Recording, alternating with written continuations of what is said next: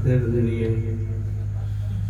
गुरु भगवान ब्रह्मनिष्ठन श्री चंदन भारती महाराज, ब्रह्म स्वरूप संत श्री पदम भारती महाराज, दादा गुरु योगी राज बचन संत श्री बचन भारती जी महाराज, प्रेमवती मैया की सुकृपा, भगवान श्री चंद्रेश्वर महाराज की छत्र छाया,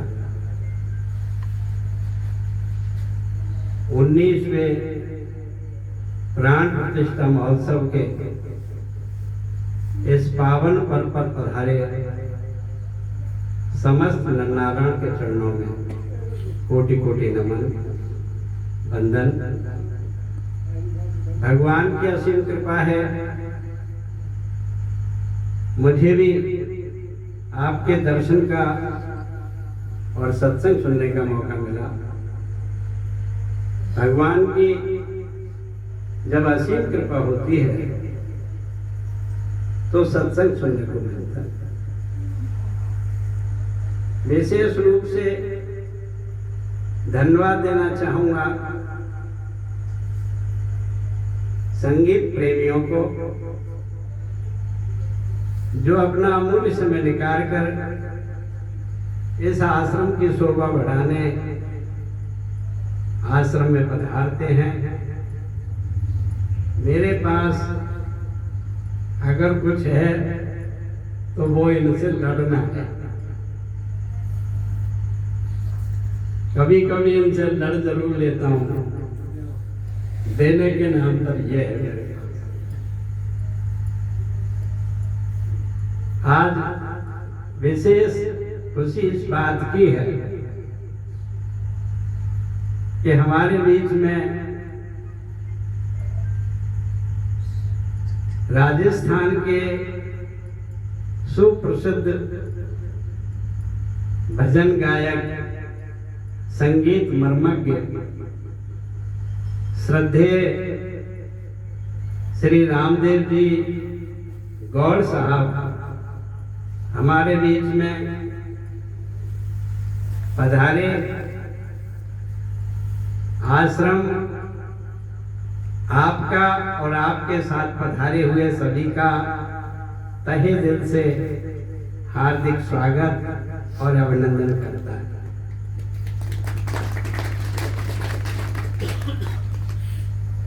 करीब 2 महीने पहले आप पधारे थे, बरसात का मौसम था, रात्रि का समय था, और आप गौर साहब आपके साथ साथ धन्यवाद दूंगा सुमति लाल को, जो मेरी लड़ाई को भी सहन करता और फिर भी गौर साहब को लेके यहाँ पहुंचे। हालांकि मैं ये चाहता हूँ,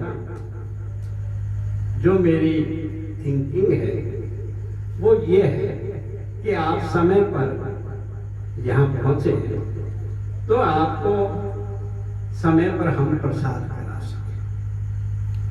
जैसे भी हमसे हो हम आपकी सेवा कर सकें।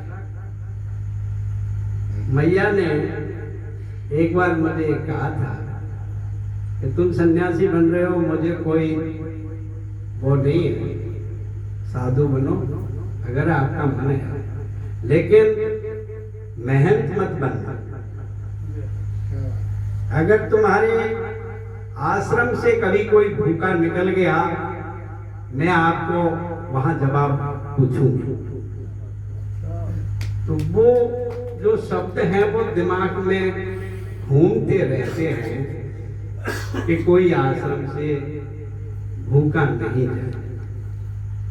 तो भजनियों से लड़ने का मतलब इतना सा ही है कि समय पर आप पहुंचते हैं तो हम आपकी सेवा कर सकें। जब भगवान का प्राण प्रतिष्ठा महोत्सव आता है तो मुझे न चाहते हुए भी वो प्रथम प्राण प्रतिष्ठा महोत्सव याद आ जाता है। उस समय के जो बुजुर्ग थे और जिन्होंने हर तरह से तन मन धन से सहयोग दिया। आज भी वो मन से निकल नहीं पाते। जब भगवान का प्रतिष्ठा महोत्सव आता है तो मुझे कुछ लोग हैं जो हृदय में चाहते हुए भी उनको भुला नहीं पाता। एमडी टेंट हाउस वाले यूसुफ भाई खान और केसा जी माली जो हमारे प्रथम कंदोई थे, हालांकि आज भी वो परिवार यहाँ 24 घंटे खड़ा रहता है। मैं उनसे भी कहता हूँ कि वो साधु थे और सब कुछ उनका, जो कुछ उनका आपके पास है वो उनका है। उस समय जो लोगों ने सहयोग दिया, आज भी वो मुझे याद आते हैं, वो समय याद आता है। ऐसे बहुत से बुजुर्ग थे। आज जब उनको याद करता हूं, लिस्ट बनाता हूं, तो या तो समय निकल जाता है या नींद आ जाती है। वो पूरी लिस्ट कभी नहीं बनी। इस बस्ती से कितने लोगों को मैंने आंखों से जाते हुए देखा। जाने वाला हमें एक सीख देके जाता है। इंडियन फिलॉसफी कहती है संसार की सारी बातें झूठी हो सकती हैं, दो बातें कभी झूठी नहीं है हो सकती। जिसमें पहली बात लिखी, last judgement of the God, last stage of the death, मृत्यु अवश्यम भावी है, जाता से ध्रुवो मृत्यु। अर्जुन, जिसने जन्म लिया है उसे संसार से जाना, last stage of the God. दूसरी बात, last judgement of the God, फैसला उनके हाथ। Last stage of the death, मृत्यु सत्य है और जब मरेंगे तो कहाँ जाना है? भगवान के यहाँ जाना। उसके करोड़ों नाम हैं, जिस नाम से उनको आप पुकार रहे हैं वही उनका नाम है। तो जब संसार से जाना है, आपने देखा होगा कितने लोग संसार से गए। जब जाना है ये निश्चित है, पता चल गया कि जाना है। अभी कुछ ही दिन पहले चेला राम जी से कितने हंसते रहते थे। 15 दिन पहले वो संसार से चले गए। 24 घंटे इस आश्रम में बैठे रहते थे, उनसे समय पास करते थे, हंसते रहते थे। और आज 15 दिन उस बात को हुए हैं, वो कहाँ गए पता नहीं चल रहा है। तो संत ये बता रहे हैं कि संसार से हमें जाना, जब जाना है तो फिर कुछ करें। भगवान की कृपा देखिए, हमको 2 चीजें दी हैं, जिसमें पहला ये शरीर दिया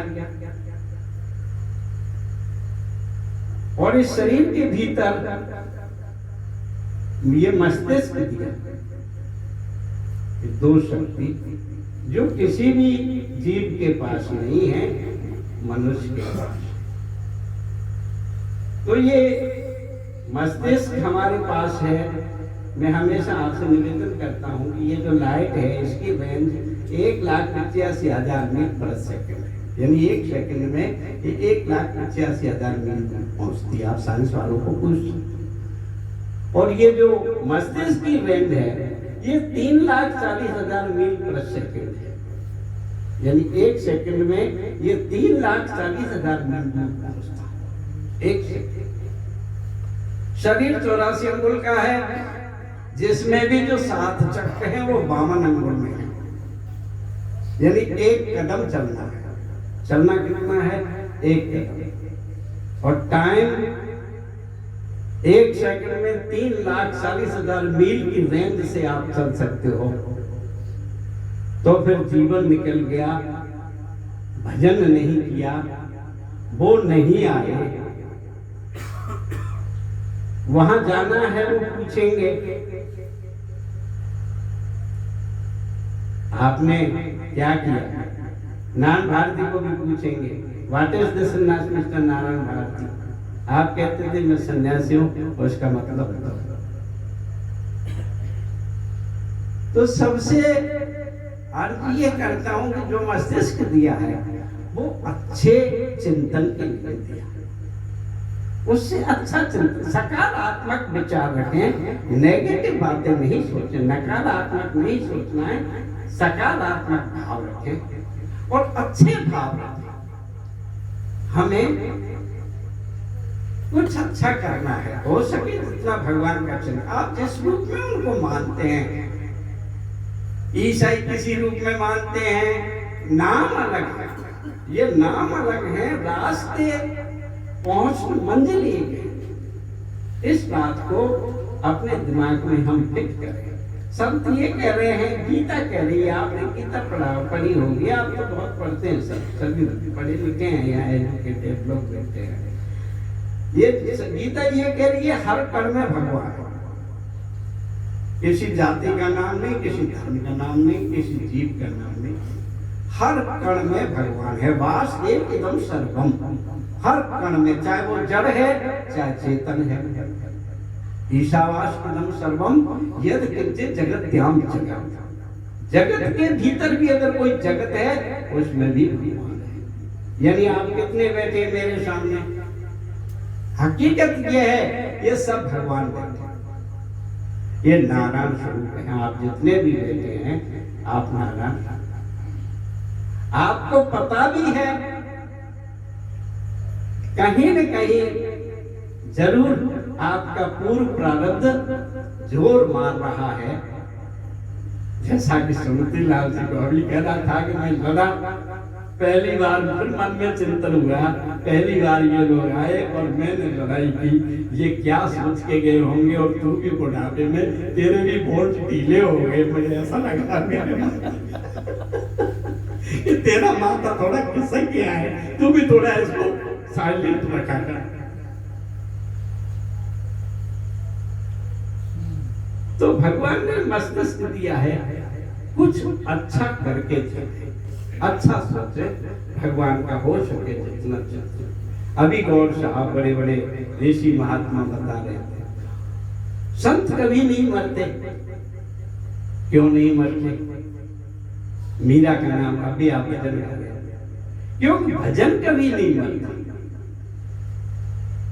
पृथ्वी जो है वो सूर्य का एक हिस्सा है, सूर्य से टूट के पृथ्वी बनी। आज भी अगर आप खोदोगे उसमें नीचे गर्मी निकलेगी, उसका जो तत्व है वो आज भी मौजूद। इसी तरह भजन कभी नहीं मरता, भजन नहीं मरता, इसलिए लोग कहते हैं संत कभी नहीं मरता। दूसरा ये शरीर दिया है हमको, शरीर माध्यम खलु धर्म साधन, ये धर्म का साधन है। इससे हम सेवा कर सकते हैं, चाहे जितनी सेवा कर सकते हैं, माँ बाप की सेवा कर सकते हैं, गुरु की सेवा कर सकते हैं, आश्रम में आप चाहे जो काम कर सकते हैं। हमेशा अर्ज करता हूँ कि यहाँ जो कुछ दिख रहा है ये सब भगवान की कृपा है। नंबर 2, अगर किसी की मेहनत है तो वो आपकी मेहनत है। नारायण भारती अगर कहीं भी ये मानता है अपने हृदय के कोने में कि मैंने कुछ किया है, तो इससे बड़ा अज्ञानी संसार में कोई नहीं हो सकता। जो कुछ है कृपा उनकी है और मेहनत जो है वो आप। यहाँ जो दिख रहा है, अभी पादर कुमार साहब को बुखार है, डॉक्टर ने मना कर दिया था, फिर भी आपने कहा कि गुरुजी को नींद नहीं आएगी, सुन लिया है कि बुखार है, इसलिए 10 मिनट तो एक बार जाके। तो गुरु का, आप लोग गुरु के धन है। गुरु एक घर छोड़ता है घर में एक थाली आती थी, लेकिन जब सन्यासी बनता है तो 10 घरों से गुरु के लिए प्रसाद मांगता था। तो लड़ने का मतलब ये नहीं है कि मुझे आप बुरे लगे। सुबह कोई कुछ काम पड़ गया तो एक ने कहा वो दौड़ के चला गया वो प्याज लेने, तो मैंने उनको पूछा कि क्या एक दिन हम बिना प्याज के नहीं रह सकते क्या? शायद उनको बुरा लगा हो। मैं ऐसा नहीं कहता हूं कि मैं तो चाहता हूं आपको अच्छा प्रसाद मिले, लेकिन हर चीज का एक टाइम है। ये समय उन चीजों में नहीं गंवाना। संत कहते हैं जो लक्ष्य है उससे नहीं हटना। हमारा जो प्रधान जो कार्य है वो भगवान की भक्ति करना है। हर जीव का, चाहे वो गृहस्थी है और चाहे सन्यासी है, अंतिम जो निर्णय वो ये है कि भगवान के यहाँ हमको जाना। अगर नहीं जाते तो कोई बात नहीं, वहां भी ये सोचते कि वहां भी देख लेंगे, यहाँ नकटाई भी है तो वहां नहीं चल सकती, या थोड़ी बहुत नकटाई तो वहां भी चल जाएगी। लेकिन नहीं, संत कहते हैं कि जो चीज सूक्ष्म दर्शी जो वो है यंत्र, उनमें भी पकड़ में नहीं आती। नाम भारती आपसे तो छुपा सकता है किसी बात को, उससे नहीं छुप सकते। उनके पास ऐसी मशीन है, वो पकड़ के बता देती है हर जीव को कि इसने संसार में किया। इसलिए आपसे अर्ज करता हूं कि जो शरीर दिया है इससे भगवान की सेवा करें। आप कर रहे हैं, इतनी सर्दी में इतनी दूर दूर से, कोई चिड़ावा से, कोई जोधपुर से, कितनी दूर दूर से लोग आए, किस किस का नाम बताऊं। तो ये सब अभी कुछ दिन दो कई बार लोगों के फोन आते हैं, साहब आपने हमको सूचना नहीं दी, आपने हमको बताया नहीं। तो मुझे बड़ा दुख होता है। दुख क्यों होता है कि हम रोजाना 3.5 आदमी रहते हैं, यानी 3 कर्मचारी और आधा ये। 3.5 में भी हम में से कोई भी फोन चलाना नहीं जानता। ये हमारा दुर्भाग्य है। मैं भी उन मूर्खों में से हूँ, मुझे भी फोन चलाना नहीं आता, इसलिए कभी रखा नहीं मेरे पास। और वो है तो वो भी मेरे जैसे, और हम टीटी तम और बाप पड़े ना हम, वो भी उनमें से। अब आपको फोन मिलाए कौन?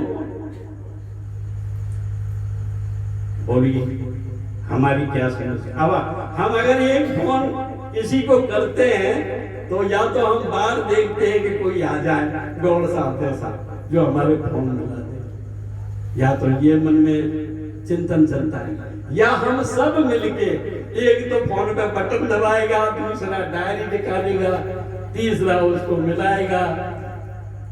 और फोन कई बार लगाते कहीं जोधपुर और लग जाता है ईश्वर कर्मचारी। ये हमारी टेंशन। तो मैं भक्तों को ये अर्ज करता हूँ, यहाँ आप आए हैं, ये आपका गुरुद्वारा है और यहाँ कुछ खर्च भी रहे हैं, तो आप कोई ऐसा नहीं कर रहे। पहले तो ये ईगो दिमाग से निकाले कि मैं कुछ कर रहा हूँ, देर आते आप कुछ नहीं है, ये भी कुछ नहीं। यहाँ करने वाला कोई और है, वो कर रहा है, उसकी कृपा से हो रहा है, सब कुछ वो कर रहा है।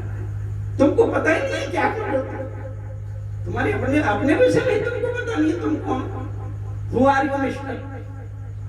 करने वाला वो है, वो कर रहा है। इसलिए मैं मायापतियों से थोड़ा परेशान रहता हूं। उनको ऐसा लगता है कभी कभी कि शायद मेरे पास कुछ है, इसलिए ये दिमाग से फेंक दो। अगर ऐसा ही होता तो ये क्यों सन्यासी बनता? गवर्नमेंट में तुम्हारे सामने नौकरी करता तो यही बैठे। सोचिए बात। तो कहने का मतलब आपकी ड्यूटी बनती है। अब इसका बुढ़ापा आ रहा है, यहाँ से आगे अभी तो थोड़े बहुत बोल्ट ढीले हुए, आगे वो बोल्ट भी भाग जाएंगे, चाहे वो सूतीलाल जी हो चाहे आप। आपको हमें संभालना है। यहाँ जो भी कार्य हो रहे हैं आपको अपने हैंड ओवर करने हैं, आपको उस चीज को समझना है कि इस संत की क्या समस्याएं हैं और हम उनका कैसे निराकरण कर सकते हैं, कैसे उनको दूर कर सकते हैं। आप 31 दिसंबर को आते हैं, पूरी साल का बैठ के यहाँ बायो वो बना लीजिए, बायोडेटा बनाइए पूरा कि हर महीने में कौन कौन से कार्यक्रम यहाँ आते हैं। आप तो फोन चलाना जानते हो और एक की जगह 4 रखते हो, ये मुझे सब पता है। इसलिए किसी में भी एडजस्ट कर दो 12 महीने के टेलीफोन और उसमें देख लो कि अगले महीने कौन सा कार्यक्रम है। मुझे ये नहीं मन में मेरे नहीं आना चाहिए कि सामने वाला मुझे कह रहा है कि जागरण करो। ये ड्यूटी तुम्हारी है कि जागरण कब है, मेरा कोई जागरण नहीं है। मेरा तो होगा तो तुम जानो किस डेट में करोगे। यहाँ के जागरण आपके हैं, आश्रम आपका है, आपको संभालना है मुझे, क्योंकि अब इसकी उम्र वहां पहुंच चुकी है। तो ये जो चीजें हैं संत महात्मा इनके लिए बातों के लिए लड़ते हैं। ये लड़ाई नहीं, कोई भी बाप आज तक ऐसा नहीं मिला जिन्होंने पुत्र के विषय में बुरा विचार किया। विश्व का कोई नेगेटिव ऐसा सेंस ही नहीं मिला। उसके बाद भी अगर पुत्र के दिमाग में ये आता है कि शायद पिताजी मेरे से नाराज हैं, उसको अपनी गलती को ढूंढना पड़ेगा कि माँ नाराज है, पिताजी नाराज है, क्यों। मेरे पास एक गुरु दीक्षा लेने आया, उसने कहा जब मुझे चेला बना लो। मैंने कहा मुझे भी जरूरत है, बन जा। वो दर्शन करने गया, मैंने उसके मित्र के पूछा कि ये माँ बाप की सेवा तो करता है। उसने कहा साहब तारा तक झूठ बोलू बोली, हाँ सालू माऊ बात ही नहीं करेगी।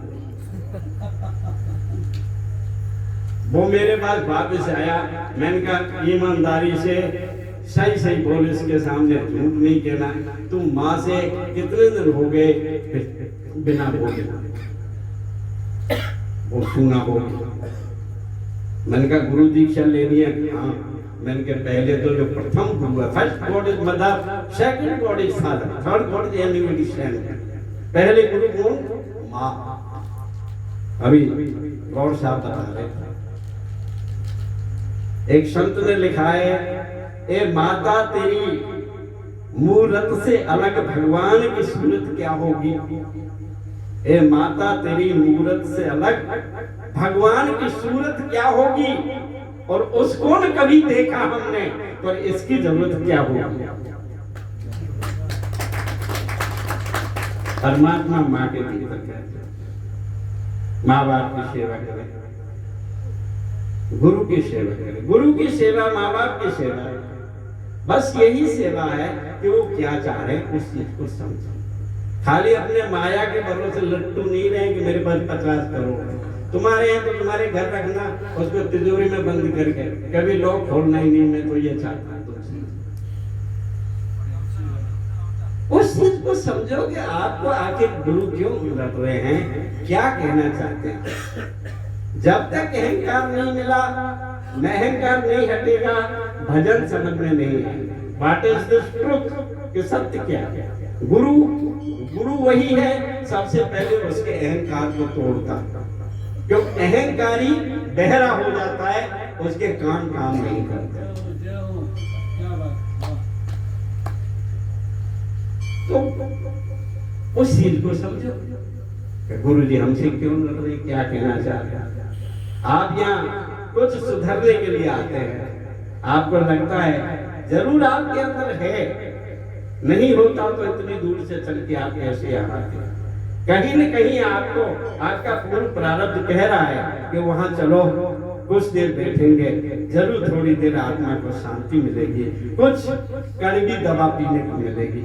चलो आज थोड़ी देर वो कड़वी दवा पी लेते हैं। हो सकता है थोड़ा बहुत दवा है तो बुखार है तो कुनेन की गोली लेनी पड़ेगी,